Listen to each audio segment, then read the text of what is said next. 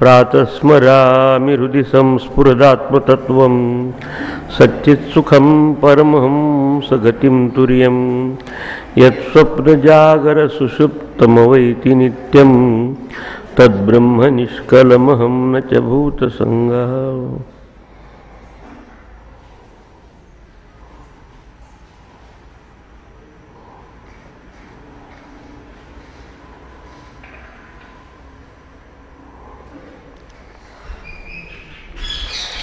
आपला विषय आहे ऐतरेय उपनिषद।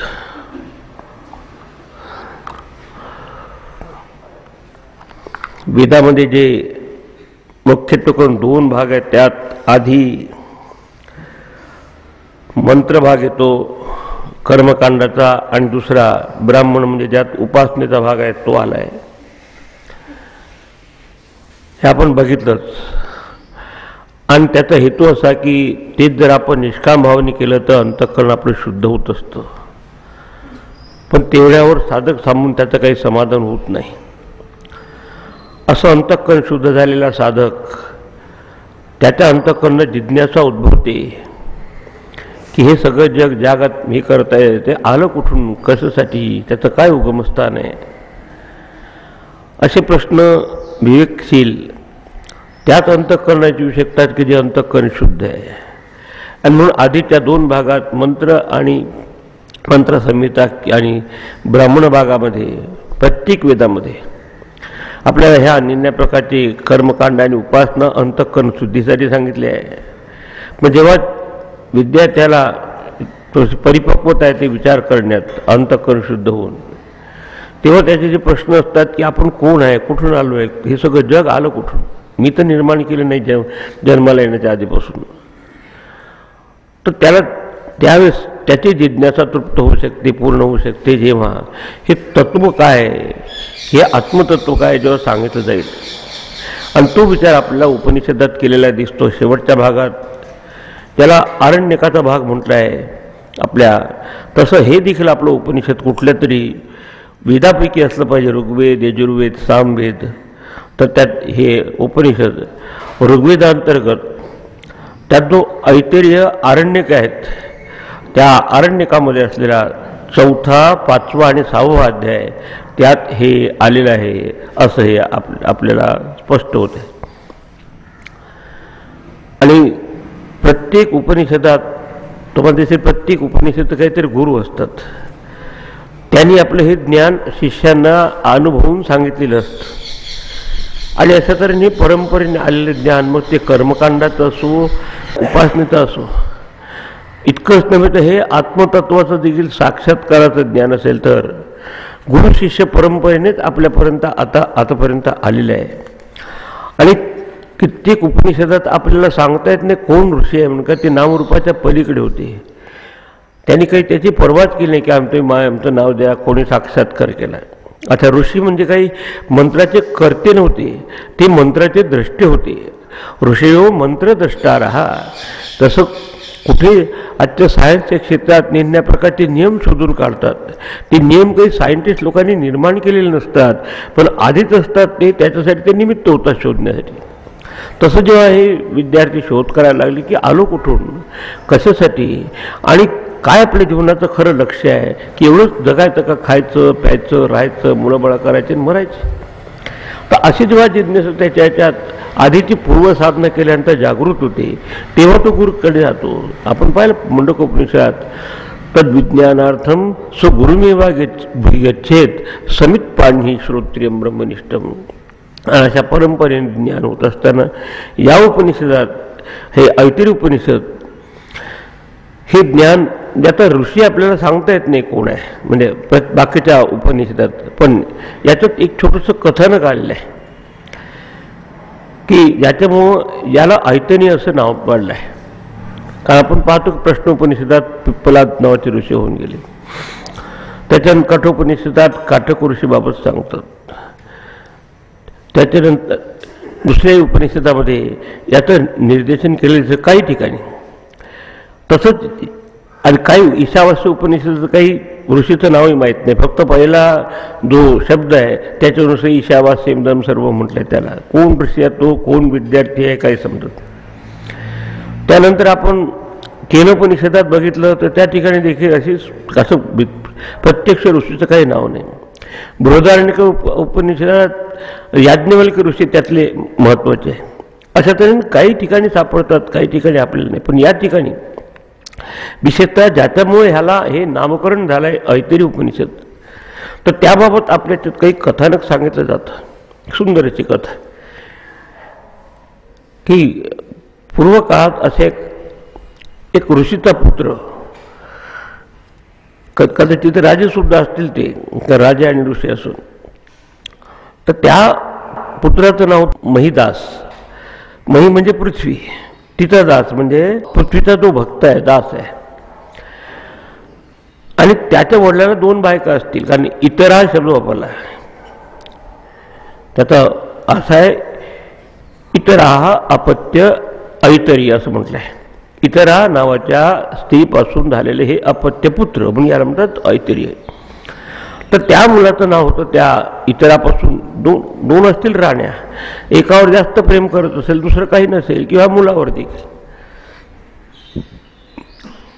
तर इतरा नावाच्या राणीपासून किंवा पत्नीपासून हे झालेलं मूल म्हणून त्याला नंतर ऐतरी म्हटलेलं आहे.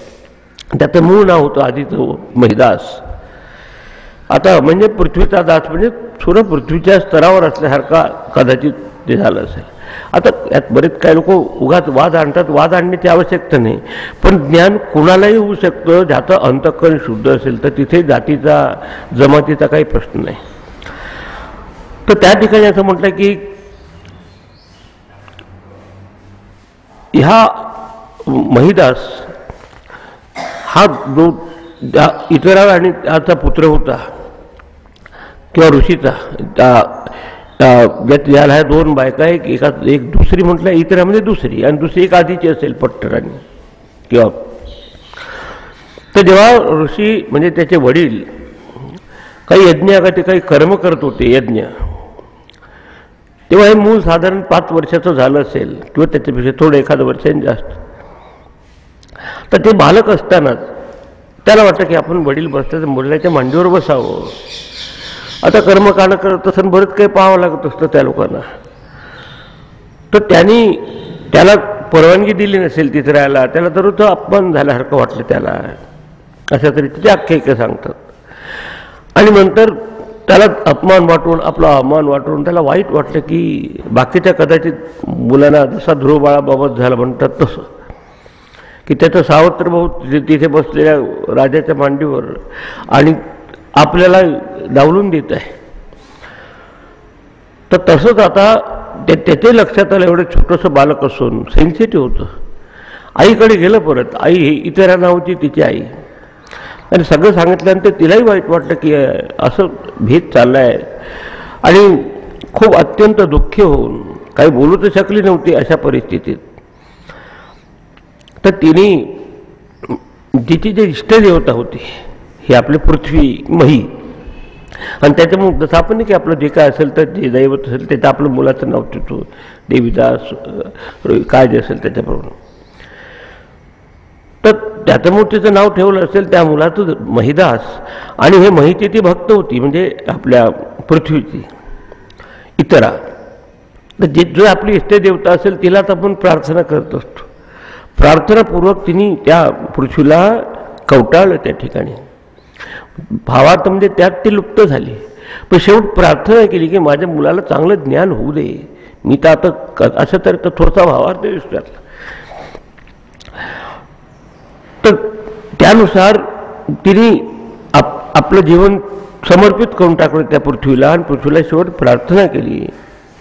आणि ती प्रार्थना देवालाही वाटली त्या ईश्वराला. आणि मग ती आपली ही धरती माता, पृथ्वी माता, ही ज्याला आपण हिंद माता म्हणतात, त्यावेळेस तिने त्याच्यावर अनुग्रह केला, त्याला ज्ञानाची दीक्षा दिली. आणि जरा काही एवढं बालक जरी थोडंसं कमी प्रकारच्या असं मानलेल्या ह्या स्त्रीपासून जरा जन्माला आलं असलं तरी त्याला ते ज्ञान झालं लहानपणापासून, आत्मज्ञान. याच्यावरून हे आपल्या लक्षात येईल की ज्ञान कोणाला होऊ शकतं ज्याचं अंतःकरण शुद्ध असेल तर. आता असं की जाती जमातीचा प्रश्न नाही. एखाद्या राक्षसाच्या घरानं देखील प्रल्हाद जन्माला येऊ शकतो. हे त्यांना सांगायचं. अशा तऱ्हेचं मग हा इतराया हा अपत्यम, हा इतरा राहणीचं अपत्य असल्यामुळं त्याला त्याच्यापासून मग पुढे हे ज्ञान त्यांनी बाकीच्या लोकांनाही सांगावं. विशेषतः ते बिलकुल खालच्या स्तरावर आपण जर असलं, आपण त्या लोकांना समजेल अशा पद्धतीने सांगतो. तसं तुम्ही आमच्यामध्ये बोलत असताना वेगळी उदाहरणं देतो. म्हणजे एखाद्या खेड्यामध्ये गेले असताना किंवा त्याच्या स्तरावर येऊन आपल्याला हे सांगण्याची पद्धती असते आणि ती जरा सोपी असते. ती मग दोघी सर्वसाधारण शिकलेला नसतो त्यालाही समजतं आणि शिकलेला असेल त्यालाही देखील हे तत्त्व अवगत होतील अशा पद्धतीने सांगण्याच्या दृष्टीने मग त्यांनी हा महिदास, ज्याचं दुसरं नाव इतरा, स्त्री तत्व पुत्र राणी तत्व पुत्र असल्यामुळे त्याला इतर म्हटलंय, ऐतरीय म्हटलंय. तसं आपण अत्रिय म्हणतो, अत्रि ऋषीचा मुलगा अत्रिय. तसं तर हा अत्यंत बुद्धिमान आणि द्रष्टा होता आणि त्याला देखील हे आत्मज्ञान आधीपासूनच झालेलं होतं. तर त्याने मग हे ज्ञान सांगत असताना आत्मज्ञान एकच आहे, पण सर्वसाधारण माणसाला निर्गुण निराकार एकदम काही समजत नाही. आणि म्हणून कशी त्याच्यापासून सृष्टी निर्माण झाली. आपण देखील नाही का एखादी गोष्ट निर्माण झाली, कार्य असेल तर आपली दृष्टी नेहमी कारणाकडे वळते. एखादा गट जरी कोणी निर्माण केला असेल कुंभाराने, तर आपण तो हे कोणी निर्माण केला असेल, कसा निर्माण केला असेल, तर हा अगदी पृथ्वीच्या लेवलवर स्तरावर असल्यामुळे त्याला सगळं हे माहीत होतं आणि विचार केला असेल. आणि मग त्याने आत्मतत्वाचा साक्षात्कार करून देखील सर्वसाधारण लोकांना समजा या दृष्टीने ह्यातलं हे तत्त्वज्ञान सांगितलेलं आहे. आता आपण बघितलं खऱ्या अर्थाने परमात्मा एकच आहे. त्याला कुठलेही गुण, जाती, क्रिया, संबंध असे कुठलेही उपाधी नाही. आणि त्याला असंही म्हटलंय की तो न जयते न म्रियते वाकात आहे, तो जन्मालाही आला नाही मरते नाही, असं आपण ऐकलंय. त्याला हे त्याच्या अंतःकरणाची शुद्धी भरपूर झालेली आहे. तो जरा तीव्र वैराग्यवान असेल आणि त्याला तशी दृष्टी असेल तर त्याला हे तत्त्वज्ञान समजतं की अरे जे झालेची नाही त्याची वार्ता पुस्तक काही, म्हणजे अजातवाद त्याला म्हणतात. पण सर्वसाधारण माणसं किंवा हे जिज्ञासे एवढे अधिकारी नसतात, त्याने दिसलेले जग खरं वाटतं. तुम्ही किती म्हणतो की ब्रह्म सत्यम जगन मिथ्या, आपल्या जगतच खरं वाटतं. क्लासमध्ये तेवढं फक्त ठीक आहे, पण बाहेर तर सगळंच खरं वाटलं. आणि ते म्हणत असताना देखील त्यांनी तत्व शोधून काढलं की जे एका अवस्थेत असतं पण दुसऱ्या अवस्थेत बाधित होतं त्याला म्हणतात मिथ्या. तसं पाहिलं तर तेही खरं आहे. पण जे बाधित होतं, निर्माण होतं, पण त्याच्यामागे काहीतरी निर्माणाचं उगमस्थान असलं पाहिजे असे विचार करणारे फार थोडी राहतात. तर तो विचार करून त्यांनी पाहिलं की आपल्यामध्ये असलेलं आत्मतत्व एकच आहे. मग त्याच्यापासून मग त्यांनी जरा सृष्टीवाद सांगितला, म्हणजे निर्मिती कशी झाली. आणि त्यासाठी वेदांताचं तत्व आहे की सर्वसाधारण माणसाला समजावून मुद्दाम न निर्माण झालेल्या जगाचा पदार्थ त्याच्यावर अध्यारोप करतात, सुपरइम्पोजिशन करतात आणि नंतर त्याचं चिंतन करून सांगतात की हे त्या ठिकाणी झालेच नाही. तर सांगायचं प्रथम दोरावर साप आहे, पण खऱ्या अर्थाने दोरावर साप नसतोच. जेव्हा आपण दोराचं आपण दर्शन घेत नाही मंद अंधकारात, तेव्हा त्या दोराचे ज्ञान नसल्यामुळं आपल्याला आपल्या बुद्धीवर आवरण आल्यामुळं आपल्याला वाटतं की तिथे साप आहे आणि मग आपण दोरीच्या सापा भेवनी भवा भीती नाही जीवाशिवा अशा भूमिकेत उतरतो. त्याच्यात जसं ह्या अविद्येमुळे आपल्याला तो साप दिसतो, खऱ्या अर्थाने तो दोरच असतो. म्हणून अजातवाद सगळ्यांना तर परवडण्यासारखा नव्हता किंवा समजण्यासारखा नव्हता. म्हणून अजातवादाचं तत्व तसंच ठेवून शंकराचार्यांनी विवर्तवाद सांगितलं. वास्तवात त्यात अद्वैत तत्व आहे, तसं अजत्व त्याचंच कायमचं आहे. म्हणजे जग आहे दिसतं, पण कसं दिसतं की जसं आपल्याला दोरावर दिसलेला साप असतो किंवा खांबावर आपल्याला वेताळ दिसतो असे उदाहरण दिले. किंवा कधी शुक्तिका रजत मेथा दुरून बघावं तर आपल्याला वाटतं की काहीतरी चांदी असेल, तिथं गेल्यानं वाटतं की हे काही नाही, ते सिंपल आहे म्हणून. तर हा जो आभास वाढत असतो ते त्यांचं म्हणणं बरोबर आहे त्या दृष्टीने. तर तेही सगळ्या सर्वसाधारण लोकांना जमत नाही. म्हणून त्याच्यासाठी मग क्रिएशन म्हणजे निर्मिती कशी झाली हा सृष्टीवाद सांगावा लागतो. तसं आपल्याला पुरुष सूक्तात देखील प्रथम परमेश्वर सर्व व्यापक आहे सांगितलं, हा त्याचा महिमा आहे. संध्याकाळचा आपला विषय तसंच आहे की परमेश्वराची प्रथम विभूती समजून घ्या आणि मग ज्याची विभूती आहे त्याच्याकडे मन वळवा, मग तुमचा योग परमात्म्याशी साधेल.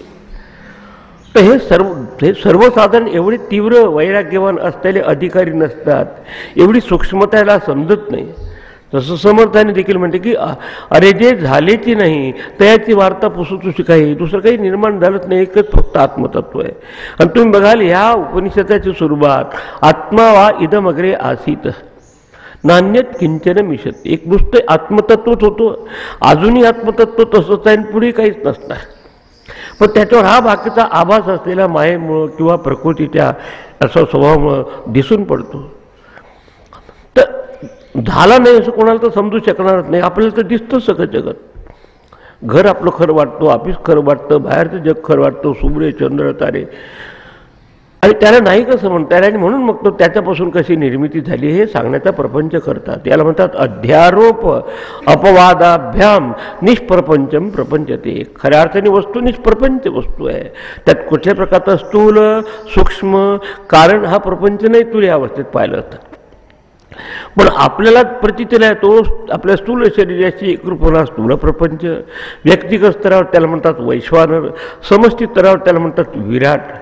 एका मनाची किंवा सूक्ष्म शरीराची एकरूप होऊन आपण प्रपंच अनुभवतो स्वप्नात असे परंतु तो खरा वाटतो.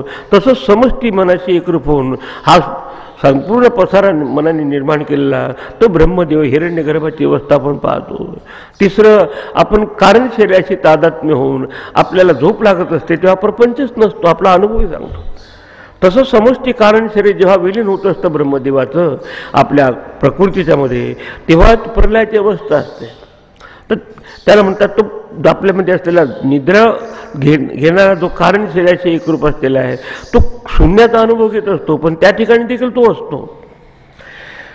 तर त्या ठिकाणी बाहेर काय चाललंय आत काय चाललंय त्याला समजत नाही. अगदी त्याला म्हणतात लयाची अवस्था झोपीची, समष्टी स्तरावर त्याला प्रलयाची अवस्था म्हटलं. अशा तऱ्हेच्या 3 फेजेस होऊन ते नाही असं म्हणायचं तर कोणाला पटण्यासारखं नाही. आपलं प्रत्यक्ष प्रचितीला येत आहे ही गोष्ट बाकी खरी आहे की जो अनुभव आपल्या जागृत अवस्थेत आपल्याला येतो तो अनुभव स्वप्नात काही टिकत नाही. स्वप्नातला प्रपंच जागृत अवस्थेपेक्षा अत्यंत वेगळाच असतो. निद्रेमध्ये आपण जर प्रवेश करावा तर हा मनाच्या स्पंदनाचा दोन्ही प्रकारचा स्थूल आणि सूक्ष्म प्रपंचाचा प्रकार त्यात नसतो, तरी पण कारण प्रपंच असतो. आणि त्याच्या थोडंसं पलीकडे जाऊन बघावं तर तुऱ्या अवस्थेत आपल्याला समजतं की आत्मा वा इदम अग्रे आसीत. आता ज्यांनी हे आत्मसाक्षात्कार केला आहे पण त्याला देखील अशा ह्या महिदास असल्यामुळे इथून ह्या पृथ्वीमध्ये सगळेच पंचमहाभूत आले. जसं आकाशामध्ये गुणधर्म आहे शब्द, आकाशापासून वायूकडे यावं तर शब्द आणि स्पर्श गुणधर्म येतात. कारण आकाशाचा फडफड असा आवाज वायूमध्ये असतो. आकाशाचा स्वतःचा गुणधर्म स्पर्श असतो. थोडंसं आणखी त्याचं स्थूलीकरण करून बघावं तर आधीचे 2 गुणधर्म आणि अग्नीचा गुणधर्म जो रूप बघणं तेजाने तो असतो. शब्द स्पर्श आणि रूपाचा गुणधर्म आपल्या त्यात अग्नीमध्ये दिसतो.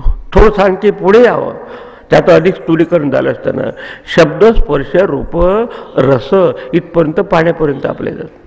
कारण पाण्यामध्ये देखील जलतरंग वगैरे शब्द असतात, त्याच्यात देखील विद्युतची उष्णता असते, नाही तर मग हायड्रो इलेक्ट्रिसिटी कशी तयार होईल ही सगळी. आणि शिवाय स्वतःचा पाण्याचा गुणधर्म म्हणजे रसना. आणि पृथ्वीच्या स्तरावर गेल्यानंतर ते 5ही गुणधर्म आपल्याला दिसतात. शब्द स्पर्श रूप रस आणि गंध. काही शब्द तुम्ही एखादा मातीचा गोळा तयार करा, आदळला का त्याचा आवाज येतो, शब्द आवाज येतो, त्याला स्पर्श आहे, त्याला काही पाहिजे तसं रूप देऊ शकतो, त्याला रस नाही थोडंसं टेस्ट आहे, आणि गंधवती पृथ्वी आहेच. आता म्हणून हा महिदास या दृष्टीने आपण घ्यायचं की एखादा साधक आहे ज्याला बिलकुल ह्या पृथ्वीच्या स्तरावर येऊन त्याने जर असा विचार केला असेल आत्मतत्वाचा तर त्याला सांगता येतं बाकीच्या लोकांना देखील की कसं हे जग निर्माण झालं. आणि म्हणून त्यांनी अशा पद्धतीने याच्यात सोप्या पद्धतीने विवरण करून सांगितलं आहे की परमात्मा एकच होता, आत्मा वा इदमग्रे असेल, दुसरं काहीच नव्हतं. तरी पण जसं तैत्तिरीय उपनिषदात देखील म्हटलं आहे की आता मी एक आहे, आता अनेक व्हावं अशी त्याच्यात इच्छा निर्माण झाली, संकल्प निर्माण झाला. आणि मग संकल्प निर्माण झाल्यानंतर जसं आपण नाही का आपलं घर बांधत असताना किती मुलं आहे, किती होण्यासारखे आहे वगैरे वगैरे आर्किटेक्चर सगळा प्लॅन देतो आणि मग आपलं घर बांधतो, तर तसं त्याने संपूर्ण लोकांची निर्मिती केली असा तुम्हाला विचार दिसणार.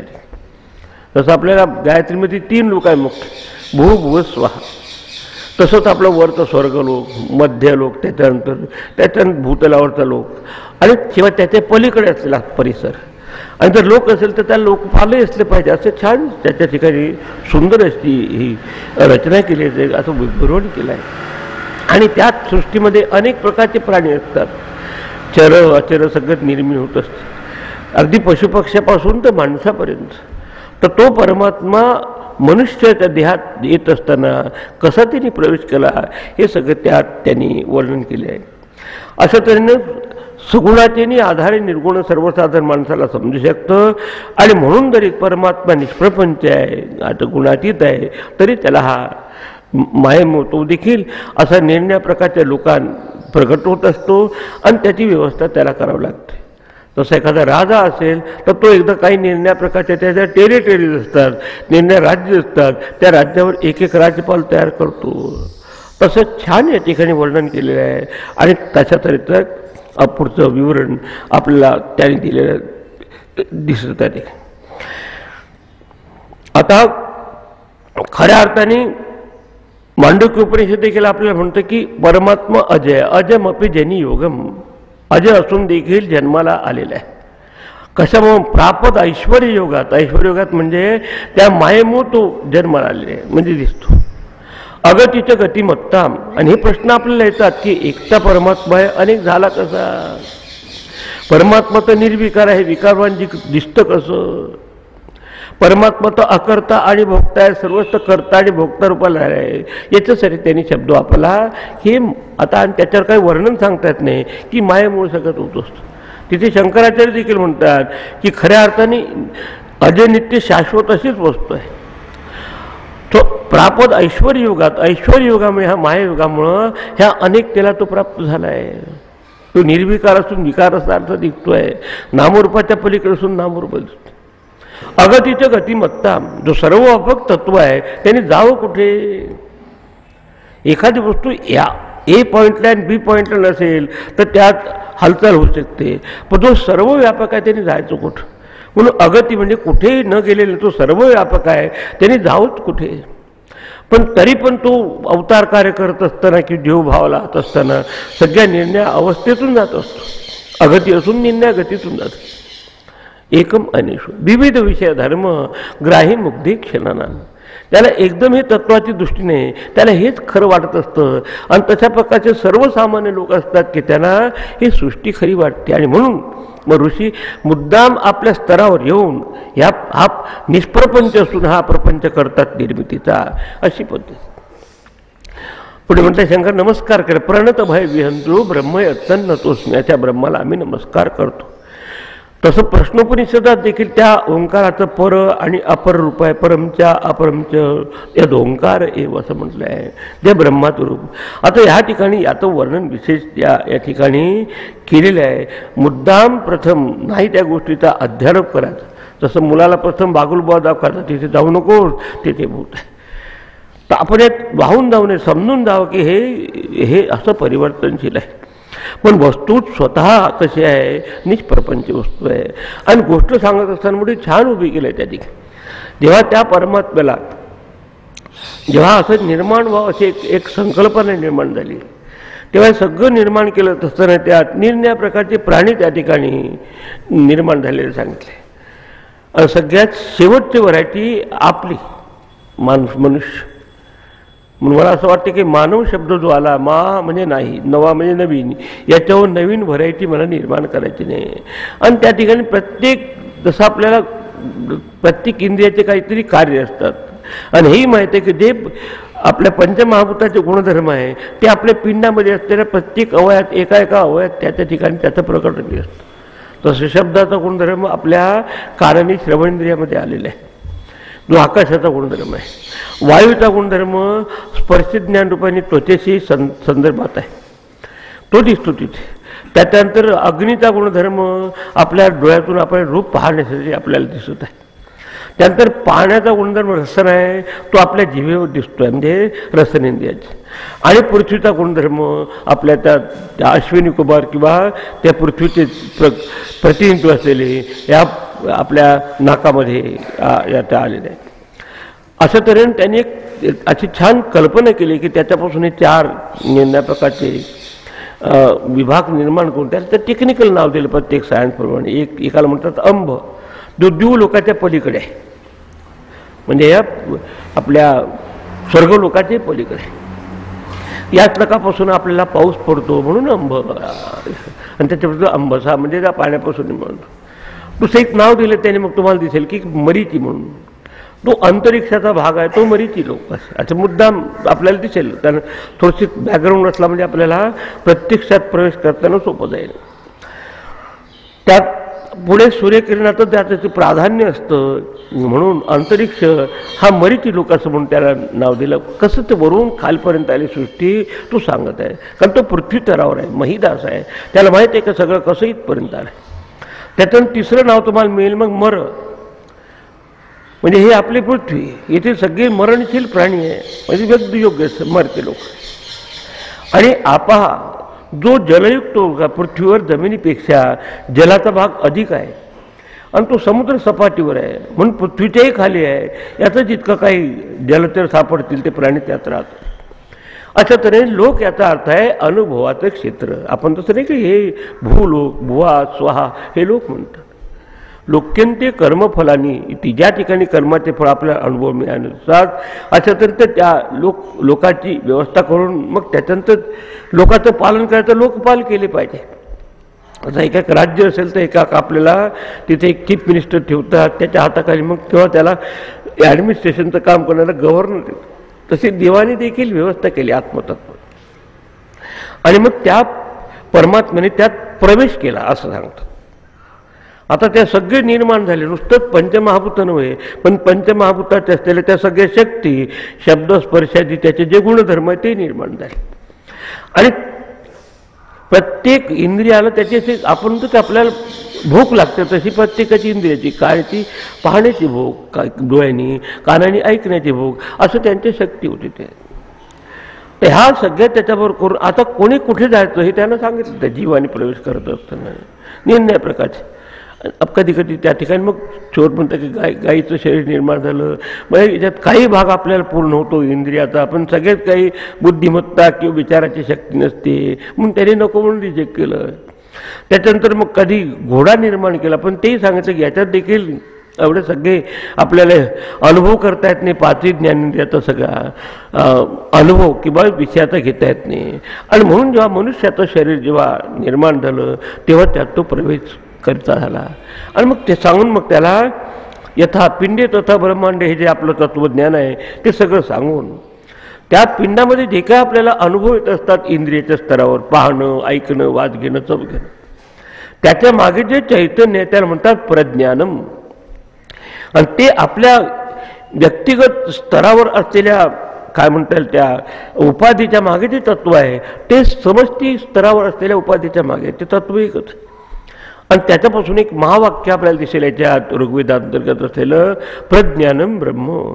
आपण पाहिले 4 महावाक्य, प्रज्ञानम ब्रह्म, दुसरं तत्वमसी, अयमात्मा ब्रह्म आणि अहम ब्रह्मास्मी. तर हे त्यात आल्यामुळे ह्याला अधिक महत्त्व आहे. आणि त्यात जन्माला आल्यानंतर एखाद्या पुरुषाला जर गुरुपरंपरेने ज्ञान झालं किंवा आधीचे चांगले संस्कार असेल तर कसा तो ज्ञानी होऊन जन्माला येत असतो यासाठी वामदेव म्हणून एक साक्षात्कारी पुरुषाचं उदाहरण दिलं आहे. थोडक्यात म्हणजे गोष्टी पण छान सांगितलं आहे की तुम्हाला असं पटेल की हे सगळं जग आहे ते काही नुसतंच काहीतरी असं हॅपॅझर्ड निर्माण झालं नसून त्याने देखील फार प्लॅनिंग करून, फार योजना करून ते निर्माण झालं आहे परमेश्वरापासून. आणि प्रत्येक जणांनी आपापल्या संस्काराच्या अनुसार आपल्या आपल्या वासनेनुसार हे शरीर धारण केलं आहे. तर अशा तऱ्हेचं त्या ही भूमिका आहे. आणि म्हणून इतरा नावाच्या त्या स्त्रीपासून याचा जन्म झाला आणि त्याच्या मुखातून हे प्रगट झालं असल्यामुळे ज्ञान याला म्हणताय ऐतिरी उपनिषद. मग आपण तैतिरी उपनिषदात देखील काही भाग पाहिला. तत्सृष्ट्वा तदैव अनुप्राविशत. आता तो निर्माण करून त्यात प्रविष्ट करता झाला. आता आपल्याला प्रवेश करतो म्हणजे आपण कसं करतो असतो तर असं घर बांधल्यानंतर आपण गृहप्रवेश करतो. आता घर बांधत असताना गृहप्रवेश करताना काय भूमिका असते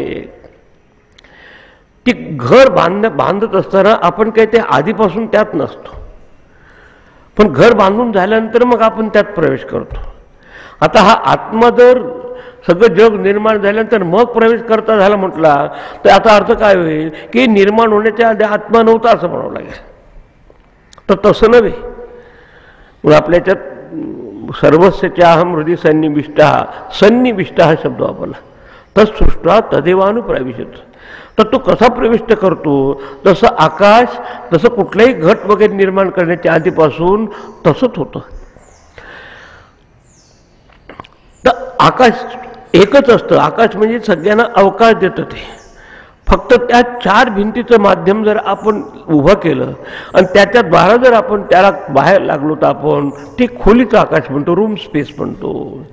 येथे जे एखादं काही आश्रम मानला असेल किंवा मठ असेल तर त्या आपण मठाकाश म्हणतो. आहे झालं बाहेरचं ब्रह्मांडासारखं त्याचं भूमिका.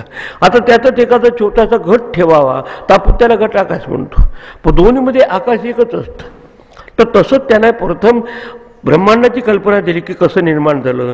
आणि त्या ब्रह्मांडामध्ये प्रत्येक पिंडामध्ये पिंडी मतिर्भिन्ना, पण त्या सर्व त्याच्या वासना किंवा इच्छा पूर्ण होईल अशा मनुष्य जन्माला कसा, मनुष्याच्या शरीरात कसा प्रवेश केला हे या ठिकाणी आपल्याला सांगितलेलं आहे. आणि पुढं सिस्टिमॅटिक याचं वर्णन केलं आहे. आणि आपल्याला संध्याकाळचा विषय तोच आता योगायोगाने. जसं प्रश्न सुक्तात म्हटलं आहे की गुरुदेवांनी देखील म्हटलं आहे की खऱ्या अर्थाने अजातवाद हेच खरं आहे. पण सर्वसाधारण माणसाला हे अवगत होत नाही.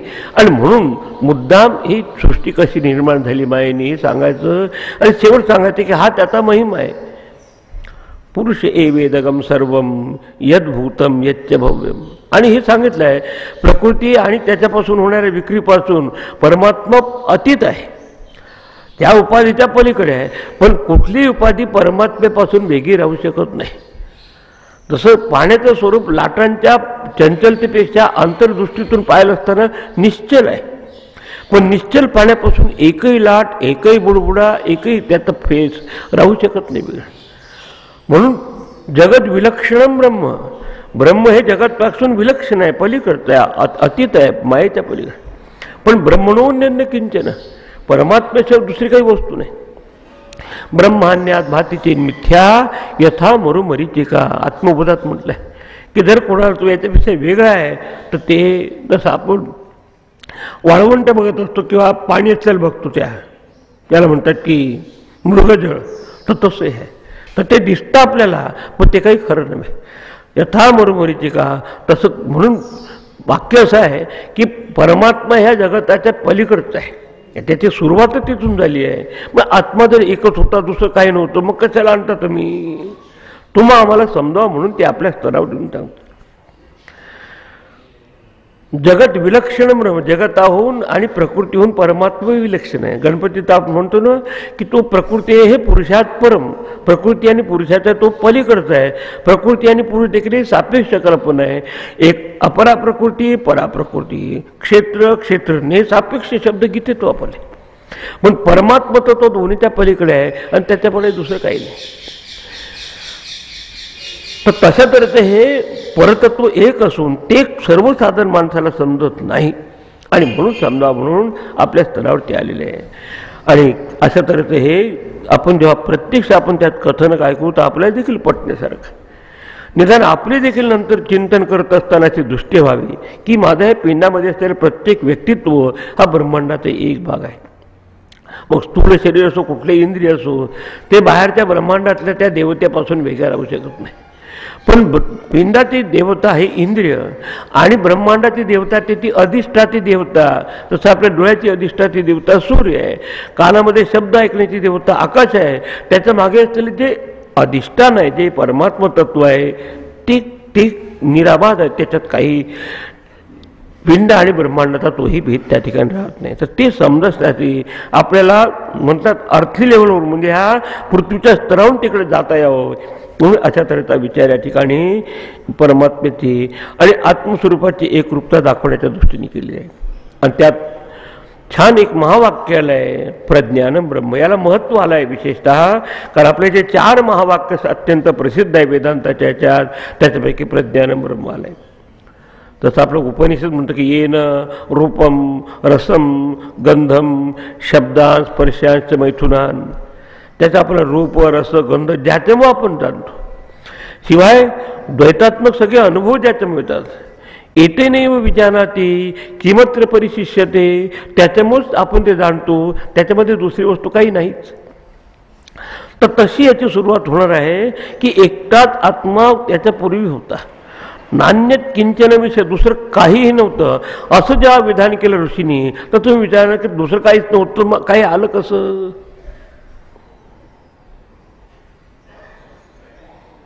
याचं बीजगणित सोडवत असताना मुद्दाम क्ष घेतात,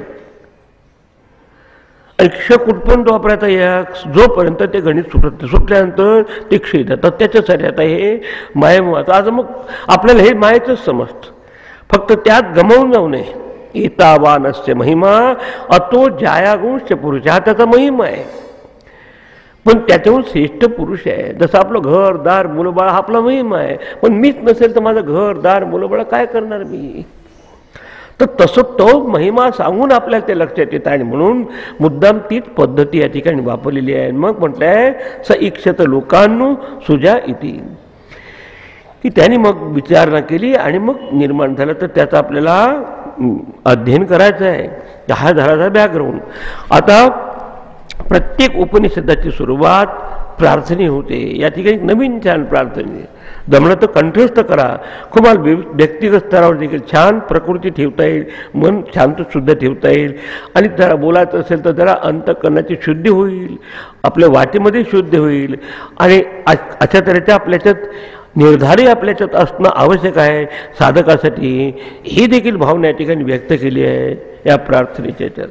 आज आपण नुसतं ती प्रार्थना वाचून थोडंसं त्याचा वरचार्थ होऊन उद्या त्याचं चिंतन करूया.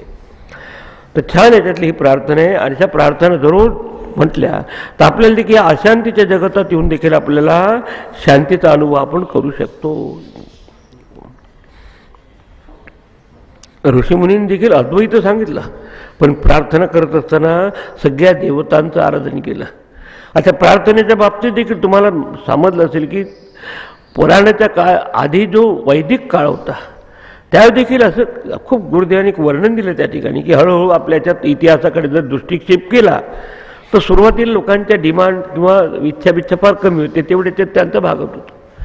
हळूहळू व्याप वाढत गेला, व्याप वाढल्याबरोबर तापही वाढत गेला, आणि जेव्हा मनस्ताप होतो तेव्हा कोणीतरी आपल्याला काही संरक्षण करणारी देवता असली पाहिजे. मग आपण आपला मन फिरक्या घेतो की आता काहीतरी प्रार्थना केली पाहिजे. असं तर दिसून पडत नव्हतं त्याला देव, पण असं व्यक्तरूपाने बरंच काही त्याला दिसलं की ज्याचं आपल्याला काही कारण सांगता येत नाही, आणि मग ते प्रार्थना करायला लागले. त्यात असलेल्या ब्राह्मण भागामध्ये मंत्रभागामध्ये मंत्र म्हणून हे समोर असणारे हे सूर्यदेवता हाच प्रत्यक्ष ब्रह्माचा प्रकट रूप आहे. चंद्रमा आहे, वायू आहे, अग्नी आहे, आकाश आहे, समुद्र आहे, नद्या आहे, त्याचा वृक्ष आहे, असे निर्णय देवतांच्या ठिकाणी त्यांनी प्रार्थना केली. पण पुढे त्यापेक्षा मग व्यासांचा जेव्हा काळ आला म्हणजे आता महाभारताचा, तेव्हा त्यांनी पाहिले की प्रार्थनेची पद्धती तेच की काही करून आपल्या ह्या व्यक्तापासून त्याच्या मागे जे तत्व आहे तिकडे आपण लक्ष जावं म्हणून प्रार्थना सांगितली.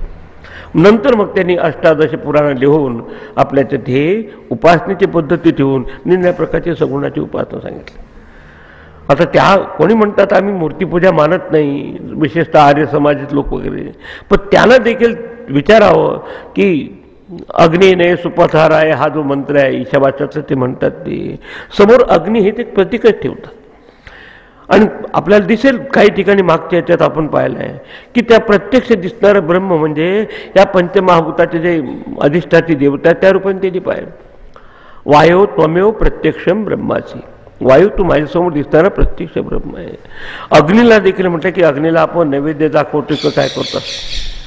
तर हे सगळी पद्धती होती, आणि त्याच्या सगळ्या देवता इथे असल्यामुळं इथे शांती मंत्राची प्रार्थना करतानाच या सगळ्या व्यक्तित्वाला इंटिग्रेट करून किंवा त्याचं सुसंगत करून आपण त्याचं चिंतन करू शकतो. आणि म्हणून या आपल्या ऐतिरी उपनिषदाचा पाठ सुरू होत असताना एक नवीन प्रकारचा शांतीपाठ वापरला आहे. आपल्या व्यक्तित्वाचं तसं मनानुसार आपलं बोलणं असलं पाहिजे, बोलण्यानुसार आपल्या मनाचे विचार असले पाहिजे. नाही तर विचार आपण एक करू, बोलतो दुसरं, वागत असतो तिसरं, तर आपल्याला व्यवहारात देखील आपल्याला सुख मिळत नाही. तर या दृष्टीने इथून अगदी या व्यक्तित्वाचा विचार करून अशी प्रार्थना करून या पाठाला सुरुवात होत आहे. आज आपण प्रार्थनेत प्रवेश करूया. याला म्हणतात शांतीपाठ. शेवट शांती तीनदा येणार आहे, त्याचा अर्थ तुम्हाला सांगितला. आता काढा त्याला. ओम वाङ्मे मनसी प्रतिष्ठिता मनो मे वाची प्रतिष्ठितम आविर आविर्म इधि वेदस्य माणिस्तः श्रुतं मे मा प्रहासेः अनेनाधीतेना होरात्रान् संददामि ऋतं वदिष्यामि सत्यं वदिष्यामि तन्माम् अवतु तद्वक्तारमवतु अवतु माम् अवतु वक्तारम् अवतु वक्तारम्. ओम शांति शांति शांति.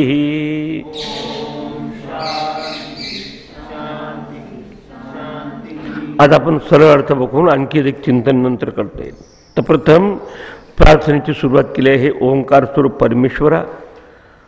आपण बघितलं आहे की ही आपली संस्कृती आहे भारतीय अध्यापनाची आणि अध्ययनाची. अध्यापन म्हणजे शिकवणं, अध्ययन म्हणजे शिकणं. की होत असताना दोघातही सहकार्य आवश्यक आहे, शिकवणाऱ्याचं आणि शिकण्याचं, वक्त्याचं आणि श्रोत्याचं. आणि ते करत असताना अत्यंत महत्त्वाचे जे उपकरण आपले ते म्हणजे आपलं मन, आपली वाचा. आपण बोलणंच बरोबर नसेल आणि विचार बरोबर नसेल तर कोणाला ते शब्दही समजणार नाही आणि आपल्याला एक सांगण्याचा एक आनंद वाटणार नाही. मग तिथूनच सुरुवात केली या ठिकाणी. आणि मग नंतर शांतीची आराधना केली शेवट. तर त्यासाठी सर्वप्रथम या सगळ्या पिंड आणि ब्रह्मांडाचा अधिष्ठाता जो परमात्मा आहे त्याचं जे शब्दरूप प्रतीक आहे ओंकार, त्याचं स्मरण. हे ओंकार स्वरूप परमात्मा परमेश्वरा मे वाक मनसी प्रतिष्ठित आहे. की खऱ्या अर्थाने भूतकाळात आहे की माझं मन, मे वाक माझी वाणी माझ्या मनाच्या ठिकाणी प्रतिष्ठित हो. खऱ्या अर्थ प्रतिष्ठिता भूतकाळासारखं सांगितलं की खऱ्या प्रतिष्ठित आहे. थोडक्यात सांगायचं म्हणजे त्याला कन्व्हिक्शन वाटतो की मी जे काही बोलतो ते माझ्या मनाच्या विचाराच्या नुसार मी बोलतो. दुसरी प्रार्थना म्हणून आपण असं म्हणतो की परमात्मा, आपण जेव्हा प्रार्थना करतो असं नाही म्हणत की ऑलरेडी आहे प्रतिष्ठित, की माझी वाणी माझी वाणी माझ्या मनाच्या ठिकाणी प्रतिष्ठित हो. म्हणजे मनाच्या विचाराच्या अनुसार माझं बोलणं असावं पहिले. आणि आजकाल सरळ माणूस कोणाला म्हणतात की ज्याचे विचार, ज्याचे उच्चार आणि आचार एका ओळीत असतात. नाही ते विचार एक, शब्द दुसरे, वागायचं तिसरं, तर ते काही बरोबर नाही. आणि ही आवश्यकता आहे साधकाला, त्याला जर ज्ञान प्राप्त करायचं असेल. म्हणून जरी प्रतिष्ठितामध्ये प्रतिष्ठित आहे असं म्हटलं तरी प्रार्थनेच्या दृष्टीने असा अर्थ या ठिकाणी केलेला आहे की हे परमात्मने, परमेश्वरा माझी वाणी माझ्या मनाच्या ठिकाणी स्थित हो. आणि आपल्याला माहीत आहे की वाणी हे आपल्या विचाराचं स्थूल रूप आहे. आपण बाहेर कसं बोलतो, हे कसे विचार असतात तसे आपले शब्द बाहेर येतात. आपल्या मनात राग असेल तर रागावलेले शब्द येतात, आपल्या मनात प्रेम असेल तर प्रेमाचे शब्द येतात, आपल्या ह्याच्यात बरेच काही कोणाबाबत ते ईर्ष्या असतात तसे शब्द येतात. तर म्हणून प्रथम हे वाक, नंतर आतला अर्थ आहे की वाक म्हणजे आपल्याच्यात सगळे कर्मेंद्रिय, त्याच्या मागे हे मन आपल्याला डायरेक्ट करणार असतं. म्हणून माझे जे सगळे कर्मेंद्रिय आहे, माझे जे वाचा आहे ते आपल्या मनाच्या विचाराच्या अनुरूप असावी. मे मनः वाची प्रतिष्ठितम्. मी मनः माझं मन माझे वाचेच्या ठिकाणी प्रतिष्ठित असो. म्हणजे आपलं जे बोलणं आहे त्याच्याप्रमाणे आपले विचारही असावे. नाही तर बोलायचं एक विचार दुसराच करायचा तर मग बरोबर नाही. कधी आपण कमिटमेंट करतो, प्रॉमिस देतो, आपण काही पाळतो. तो माझं मन माझ्या वाचेच्या ठिकाणी परिस्थिती, हा त्याचा अर्थ. आविही मे इधी. आई म्हणजे प्रकाश स्वरूप असलेला परमेश्वरा, हे परमात्मा, ब्रह्मा म्हणजे परमात्मा. आविही मे इधी. माझ्या ठिकाणी तू प्रकट हो. येथे म्हणजे तू प्रकाशित हो, माझ्या ठिकाणी तू आविर्भूत हो, कारण तुझ्या शक्तीशिवाय काही शक्य नाही. खूपच चांगली प्रार्थना. वेदस्यम आणि स्तः, मी म्हणजे माझ्यासाठी तो वेदस्य वेदविषयक जे ज्ञान आहे ते माझ्याकडे आण, म्हणजे ते मला अवगत होऊ दे, मला समजू दे, माझ्या लक्षात येऊ दे, मला चिंतनात येऊ दे. ठीक आहे, ज्ञान आणलं पण त्याचं जर संगोपनच झालं नाही की आज वाचताना दुसऱ्या विसरून घेतो काय उपयोग झाला.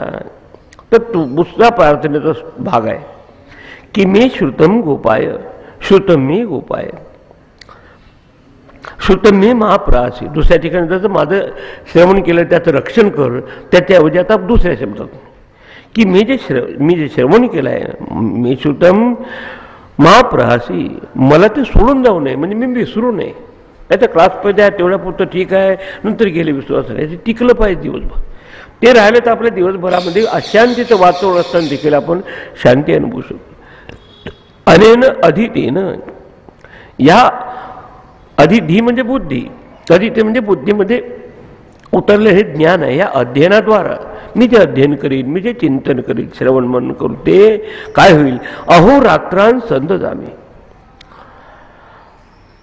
सो हे दिवस आणि रात्र त्याची अनुसंधान करत एकसंधपणे त्याचं सातत्य ठेवून मी आपलं जीवन जगेन. कारण आपण तुमचे विचार कसे असतात त्यानुसार आपला वागण्याची पद्धती असते. पण नुसतं समजणं हे काही आपल्या वेदांतातलं शेवटचं तत्व नाही. पण समजल्यानंतर आचार प्रथम धर्म, माझ्या आचरणात ते येऊ असं. सो म्हणून अहोरात्रां, अहो म्हणजे दिवस, रात्र म्हणजे रात्र, दिवस रात्र म्हणजे संपूर्ण आयुष्यभर शेवट आयुष्य संपतपर्यंत हे माझ्या जीवनात हे तत्वज्ञान उतरावं. पहिल्यांदा समजणं हेच पुण्याची गोष्ट आहे. समजण्यानंतर उमजून त्याच्यानंतर वागणं हा एक महत्त्वाचा पुण्याचा भाग आहे. तोही माझ्या जीवनात ऋतम वदिष्यामी, मी हे ऋत म्हणजे ते जे सूक्ष्म असं सत्य आहे त्यालाच ऋत म्हणतो. हे बघा, शब्द जेव्हा बाहेर पडतात ना, त्याच्या शब्दाच्या आधी जे सूक्ष्म रूप असतं बोलण्याचं त्याला ऋतम म्हणतात. इंग्रजी ऋतमला रिदम शब्द वापरला, रिदम म्हणजे असं. सो ऋतम वदिष्यामी, मी आंतरिक सत्य तेच या ठिकाणी बोलणार, ही प्रतिज्ञा केली त्याच्याकडे. सत्यम वदिष्यामी, की हे सत्य म्हणजे खरं आहे, जे पाहिलं आहे, ऐकलं आहे, वाद घेतला आहे तसंच सांगणार, खोटं बोलणार नाही. सत्यमध्ये तत् माम अवतू, आणि ते ज्ञान किंवा तो परमात्मा यासाठी माझं रक्षण करू. रक्षण करणं म्हणजे निर्णय प्रकारचं ज्ञान झाल्यानंतर कुठल्याही ज्ञानाच्या बाबतीत आपल्याच्यात अहंकार येऊ नये, हे परमेश्वराचं रक्षण. जेव्हा देव रक्षण करतो साधकांचं तर हातात दंडा घेऊन येत नाही, गुरखा म्हणून राहत. एका ठिकाणी खूप छान वर्णन केलं आहे की हे आपले हे देवता निर्णय फोर्सेस असतात विचार करणारे, किंवा हे आपले जे शब्द स्पर्श रूप रसगंध याच्या अधिष्ठाती देवता आहे, ते आपल्या पिंडामध्ये असलेले देवता रक्षण करतात. आता रक्षण करतात त्याचा आपला सर्वसाधारण अर्थ काय करतो की आपल्या घरासमोर काही गुरखा ठेवला, वॉचमन ठेवले का आपण रक्षण ठेवतो. तर तिथे स्पष्ट सांगितलं एका ठिकाणी आपल्या शास्त्रात की देव जेव्हा साधकांचं रक्षण करतो, देव म्हणजे निर्णय प्रकारचे फोर्सेस, पॉवर पोटेन्शियल, ते काही हातात दंडा घेऊन तो रक्षण करत नाही, मग त्या साधकांना सद्बुद्धी देतो. बस, कारण सगळा खेळ बुद्धीचा आहे. दुर्बुद्धी झाली का आपला विनाश होतो. मग न हस्ते यष्टी मादाय, यष्टी म्हणजे हातात काठी घेऊन, देव हा रक्षंती साधकम, देव साधकांचं रक्षण हातामध्ये काठी घेऊन तुमच्या दाराची उभं राहून नाही करत.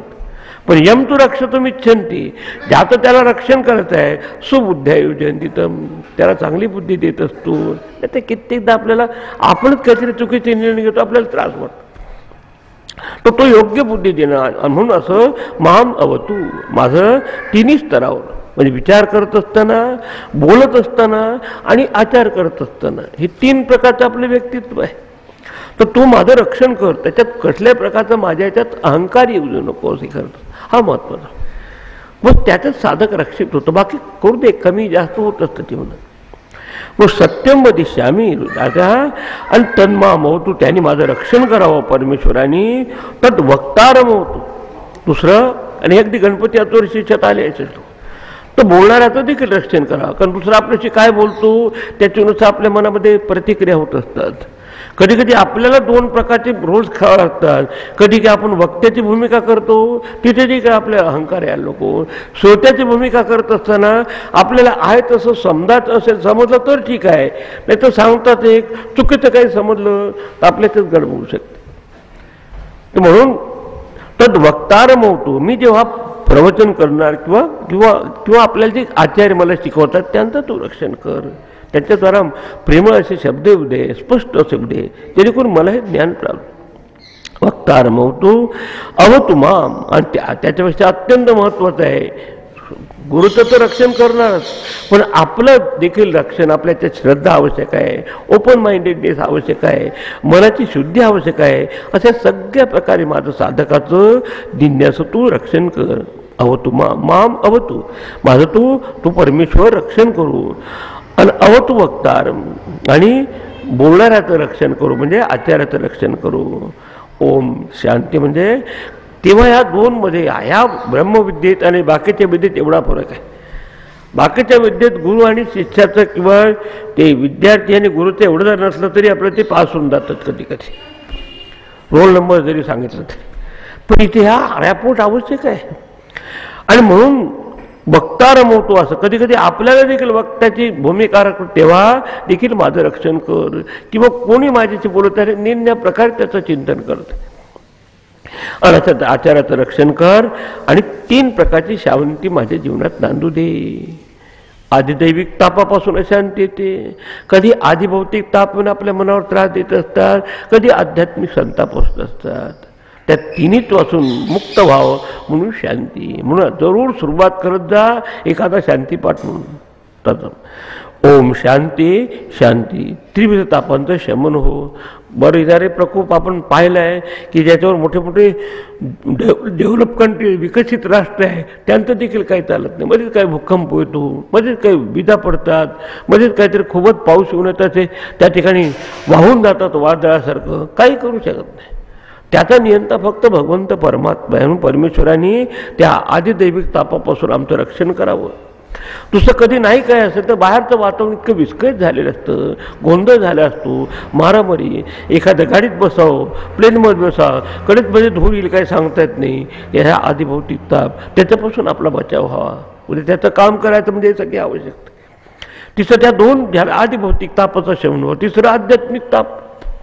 कधी कधी खूप छान आहे आजूबाजूला, पण तब्येतच आपली बरोबर नसेल तर काय करणार. अध्यात्म म्हणजे हे शरीराचं संलग्न असलेलं. एक तर बाहेरच्या दृष्टीने त्या म्हणतात व्याधी, आणि आत मन आधी आहे म्हणून त्याच्यात आधी म्हणजे काही एकाग्रतेचा अभाव आहे, सिद्धेचा अभाव आहे, कधी ह्या ज्ञानाकडे मन न लागणं असेल, हे असा त्रास होतो आपल्याला. तर त्यात श्रद्धा असावी, माझ्या ते प्रेम असावं, सुदृढता असावी, जेणेकरून समजून त्याचा लाभ माझ्या जीवनात होईल. अशा तऱ्हेचं आपण प्रार्थना करतो ते वेगळी असते. आपण 5 रुपयाचं नारळ ठेवतो आणि 5 लाखाची लोटरी देऊ म्हणतो घे, पण माझ्या मांडीवर काय तू येऊ नको असं. ऋषीमुनींनी तसं नाही मागितलं खूपच. बाकीचं आणि हे जर तुम्हाला मिळतं बाकीचं सगळं ऑटोमॅटिकली मिळतं काय. आणि त्या परमेश्वराची म्हणून अशा तऱ्हेनं या शांतीपाठात कृपा भागवून आता शांतीपाठाची सुरुवात झालेली आहे. आपण उद्यापासून त्याच्यात प्रवेश करूया. किती व्यवस्थित तुम्हाला समजेल अशा पद्धतीने आपली व्यावहारिक माणसाच्या स्तरावर येऊन हा उपनिषद आपल्याला स्पष्टीकरण देत आहे. आपण उद्यापासून बघू त्या. ओम. परत तोच शांतीपाठ म्हणूया. काढा बोलतो मी. वाङ्मे मनसी प्रतिष्ठिता मनोमे वाची प्रतिष्ठितम आविर आवेर्म एधी वेदस्य म आणिस्तः सुतम्ये मा प्रहासेः अनेनाधीतेना होरात्रान् संददामि ऋतं वदिष्यामि सत्यं वदिष्यामि तन्माम अवतु तद्वक्तारमवतु अवतु माम अवतु वक्तारम्। ओम शांति शांति शांति।